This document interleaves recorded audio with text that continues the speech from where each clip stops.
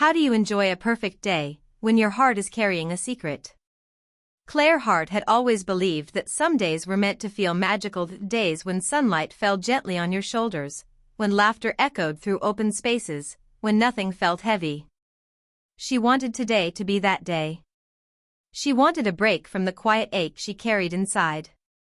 She wanted to be happy for Noah, for Daniel, and for herself, but life never moved according to people's plans. The moment they stepped into Maple Ridge Amusement Park, everything around her seemed bright and alive.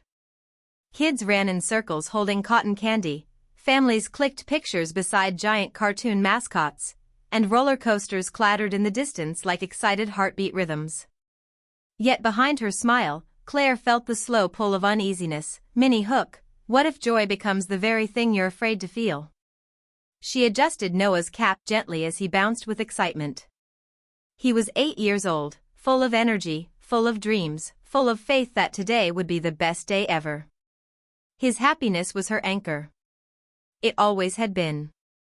She looked up and found Daniel standing beside them, hands in pockets, trying to appear relaxed, but there was a distance in his eyes, a distance she had been noticing for months. A marriage, she used to believe, was a place where people could rest, where they could lay down their fears and find comfort in each other. But lately, Claire felt like she and Daniel were standing on opposite sides of a quiet, invisible wall. They talked, but not deeply. They smiled, but not fully. They lived together, but not closely. She had tried to understand him. She had tried to reach him. But every time she moved a step closer, Daniel seemed to step back. So when a coworker named Evan began noticing her sadness at work, gently asking if she was okay, listening without judgment, she didn't realize she was slowly leaning on someone else for emotional safety. Not romantically. Not knowingly. Just quietly, unintentionally. Still, the guilt lingered. She wasn't cheating. There were no secret promises, no inappropriate conversations. But she knew she cared about the attention because it filled a void she didn't want to admit existed. As they walked through the park entrance, Claire's phone buzzed. A simple message. A name she had tried not to think about today. Evan, hope you're doing better today. Her throat tightened. Why today, of all days? She slipped her phone into her pocket before Daniel noticed. Let's start with the Ferris wheel, she suggested, disguising her shaky breath with enthusiasm. Noah cheered. Daniel smiled faintly. But something about his expression made her wonder, was he also hiding something? In line for the Ferris wheel, Daniel kept checking his phone, turning the screen away from her. His thumbs moved quickly, as if he didn't want her to see who he was messaging. His smile pulled at one side of his mouth, the kind of smile that belonged not to her, but to a private thought he wasn't sharing. Something inside her twisted. Why did both of them feel so far from each other, even while standing side by side? The Ferris wheel finally came to a slow halt, and the operator waved them in. They stepped into a small carriage, Noah pressing his face to the glass window. Claire forced a deep breath. She needed to push these thoughts away. She needed today to work, but halfway into the ride, her phone buzzed again. She looked down. Evan, I'm here today too. Her heart froze. Here, at the same amusement park, on this same day, it felt like fate was playing a cruel joke. Claire quickly locked her phone, but the message echoed in her mind. She hadn't seen Evan outside of work. She had stepped away from their conversations to focus on her marriage. She had boundaries. She had clarity, but life didn't care about boundaries. The Ferris wheel reached its highest point, offering a breathtaking view of the park below. But Claire couldn't enjoy it. She felt like she was hanging over a cliff not made of steel, but of emotion. When they stepped off the ride, Noah tugged them toward the game booths. Daniel followed him, laughing. Claire walked behind them, unable to shake the feeling that today was shifting into something unpredictable. Then, as she glanced toward the lemonade stand, she saw him, Evan, standing casually, holding a drink, sunlight falling on his calm expression. He looked up, their eyes locked, her breath caught, and for the first time that day, she didn't feel guilt, she felt fear, fear of what this moment could lead to, fear of what Daniel would think. Fear of what she might feel. Claire's heartbeat wouldn't settle. She tried to stay close to Noah, tried to distract herself by helping him choose a game, but her hands trembled slightly. Evan's sudden presence was unsettling, not because he had done anything wrong, but because he represented a part of her life she had been avoiding. Minnie Hook, how do you run from something that's not chasing you, yet feels dangerously close? The wind carried children's laughter across the park. A carousel's music played softly. Everything looked normal. But Claire felt anything but normal. Every few steps, she could sense Evan's eyes searching for her. He didn't approach, didn't wave, didn't call out. He just stood there, as if waiting for the right moment, or perhaps hoping she would acknowledge him first. She didn't, she couldn't. The guilt pressed heavily on her chest, even though nothing inappropriate had ever happened between them. Her emotional connection had been fragile, subtle, and rooted in loneliness, not desire. But explaining that to Daniel would be impossible, and then, something strange happened. Daniel's phone buzzed. He pulled it out quickly, turned away from her, smiled at the screen, that smile again. The one that wasn't hers. Claire's stomach tightened. What was happening between them? Why did they both feel like strangers holding secrets? Noah tugged Daniel's hand. Dad. Pirate ride next.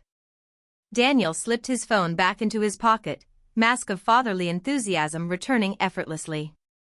Let's go, buddy. As they walked toward the pirate ship ride, Claire saw Evan a few steps behind them. He wasn't following intentionally, that wasn't his nature, but the path was narrow, and the crowd flowed in one direction. Her chest tightened as she realized she couldn't avoid him. When they reached the loading area, Noah ran ahead. Claire moved to follow him, and accidentally brushed shoulders with Evan. It was a small touch. Barely a second, but it sent a shock of awareness through her body. Evan's voice was soft. Claire. She froze. He took a gentle step forward. I didn't mean to make you uncomfortable. I saw you, and I just wanted to make sure you were okay. Her voice came out as a whisper. Evan, not here. Not today. He nodded. I won't stay. But before he could finish, Daniel turned around. His expression shifted instantly, from confusion to suspicion. Who's this? Daniel asked, voice tight. Evan straightened. I'm Evan. I work with Claire. Daniel looked at Claire, hurt already forming in his gaze. Work with her? Why haven't I heard that name before? Claire swallowed hard. Daniel, it's not, but she didn't get to finish. The ride operator called for the next group. Noah waved at them excitedly from the seat. Mom. Dad. Hurry. Claire stepped toward the ride. Daniel didn't move. He stared at her, waiting, hoping, dreading. Evan took a respectful step back. I'll leave, he said gently, understanding the tension. Take care, Claire. As he walked away, Daniel finally joined Claire on the ride, sitting beside her, stiff and silent. The pirate ship swung back and forth, but Claire hardly felt it. Her heart felt heavier than the steel beneath them. When the ride slowed, Daniel leaned closer, voice low and controlled. Claire, we're talking after this. Her chest tightened. Daniel, no, he whispered. Not here. Not now. But we're talking. The ship rocked forward one last time. Claire felt the world tilt with it. The moment they stepped off the ride, Claire felt like the ground beneath her had turned to sand. Everything looked the same, the bright signs, the cheerful crowds, the warm sunlight, but everything felt different. Daniel kept a quiet, tense distance beside her.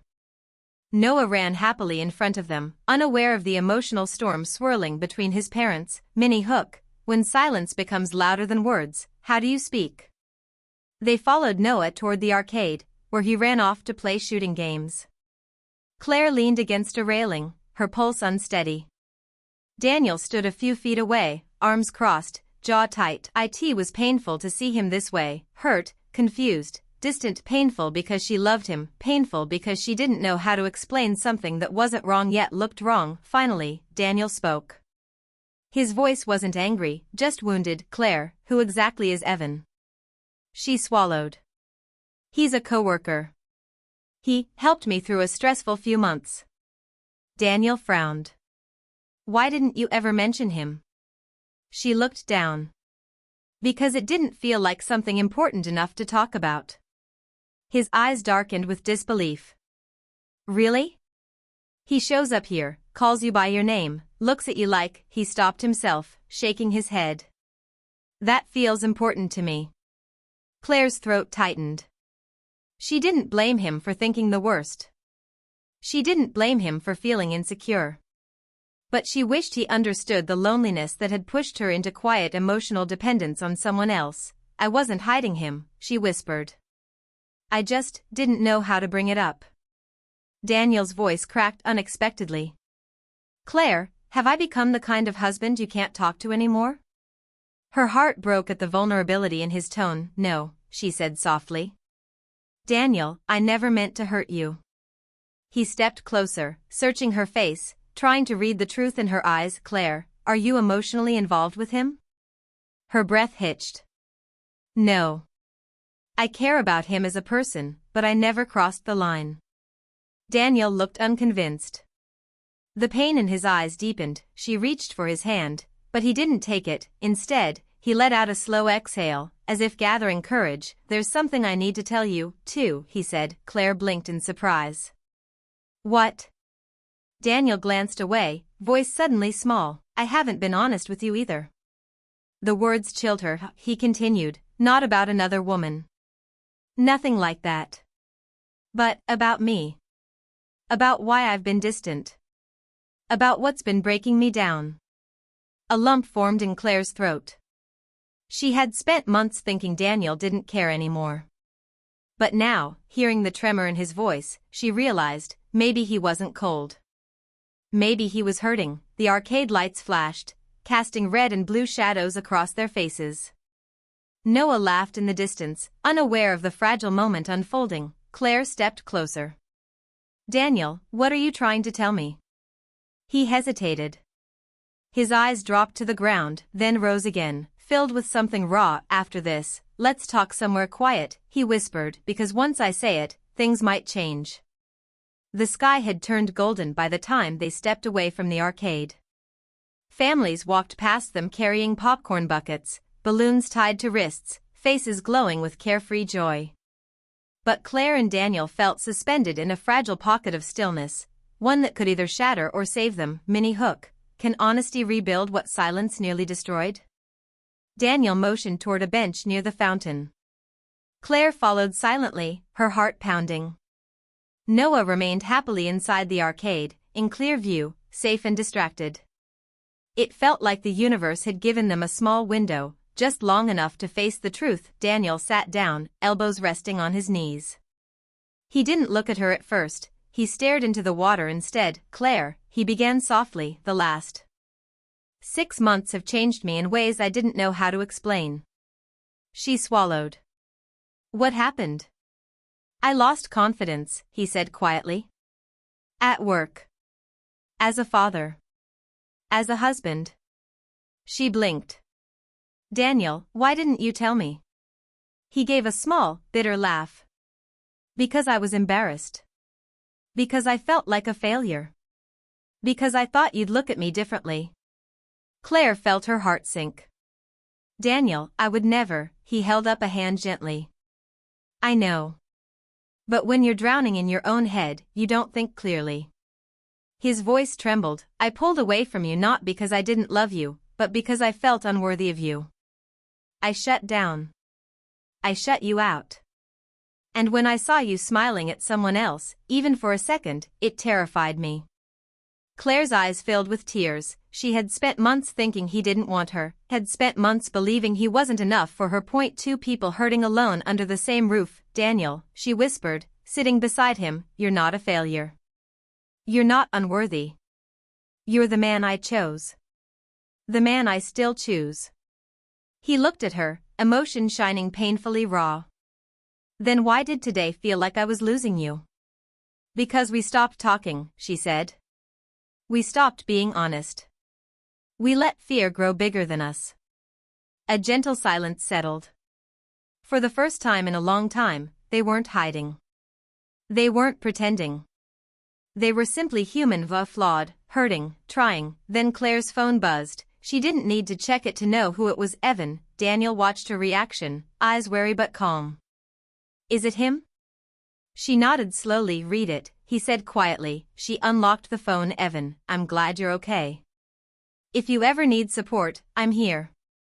Claire turned the screen toward Daniel. I want complete honesty between us, she said. No secrets. Not anymore. Daniel read the message, exhaled, looked at her with a mixture of relief and unresolved fear. What do you want to do? He asked softly. Claire slipped her hand into his, squeezing gently. I want us to fix what's broken. I want our marriage back. I want to feel like us again. Daniel's breath caught. So do I. He lifted her hand to his lips, pressing a quiet kiss against her knuckles, a gesture he hadn't done in months. The warmth of it melted something inside her, but healing wasn't instant, trust wasn't automatic, love wasn't magic. It took choice, effort, honest decisions, and right now, that responsibility rested in both their hands. Claire looked at the message again, then deleted it, not out of anger, not out of rejection, but out of commitment. Daniel's eyes softened. Claire, she placed her phone aside, turning fully toward him. We start over, together. He nodded, eyes shining. Together. Noah came running toward them, waving a ticket proudly. Mom. Dad. I won the big prize. They both laughed, a real laugh this time, and stood to join him. The day wasn't perfect, the marriage wasn't perfect, they weren't perfect, but for the first time in a long time, they were honest, and honesty, they realized, was the first step back to love.